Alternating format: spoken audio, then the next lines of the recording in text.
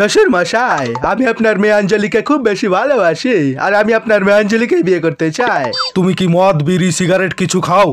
আগে বিয়ের কথাটা শেষ করি শ্বশুর মশাই, তারপরে না হয় দুজন মিলে একটা 750 নিয়ে বসবো। অঞ্জলি একে তোমার পছন্দ যে নাকি আমার সাথে মদ খেতে চাইছে? তো কি হয়েছে শ্বশুর মশাই, আপনি তো প্রতিদিন 20 টাকার করে বাংলা মাল খেয়ে আসছেন, আজকে না হয় আমার সঙ্গে বসে খেলেন। গেট আউট দেব, বেরিয়ে যা মাতাল। এটা তুমি কি করলে দেব? শ্বশুর মশাই আমাকে মদ অফার করলো, আমি কি মানা করতে পারি? আমি একটা খেয়ে আসি। কেন? আমি তোমার জন্য মদ নিয়ে আসবো দেব, তুমি এখন এখান থেকে চলে যাও প্লিজ। সত্যি? হ্যাঁ তুমি যাও দেব, আমি একটা 750 নিয়ে আসবো। কথা দাও আঞ্জলি। আমি কথা দিচ্ছি মদ খাওয়াবো, যাও। জিভ বার করো। কেউ কি এত মদ খায়? তোমার তো লিভার কিডনি সব ফেল হয়ে গেছে। লিভার কিডনি ফেল করেছে? হ্যাঁ। তা বলছি যে ডাক্তার বাবু, আমার লিভার কিডনি গুলো কত নাম্বারের জন্য ফেল করেছে?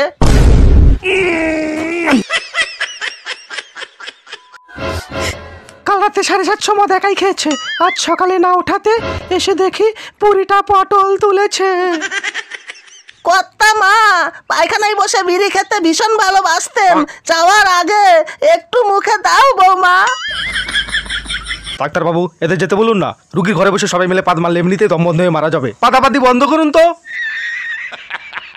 ঠাম্মা দেখো, আমি তোমার জন্য বিড়ি কিনে এনেছি, এই বিড়িগুলো কি তুমি খাবে না? যাওয়ার আগে একবার তুমি প্রাণ ভরে টেনে নাও। তুমি পান খেতে খুব ভালোবাসো না? আমি তোমার জন্য 120 জর্দা দিয়ে পান নিয়ে এসেছি, এবার তো ওঠো। বুড়ি মনে হয় আর উঠবে না, লাস্ট একবার ট্রাই করি। ঠাম্মা আমি তোমার জন্য একটা 750 রয়্যাল স্ট্যাগের বোতল এনেছি, কিন্তু তুমি যদি না উঠো আমি কিন্তু একাই খেয়ে নেবো। শেষবারের মতো একবার খেয়ে দেখো। এবার 750 মদের বোতলটা নিয়ে আয়।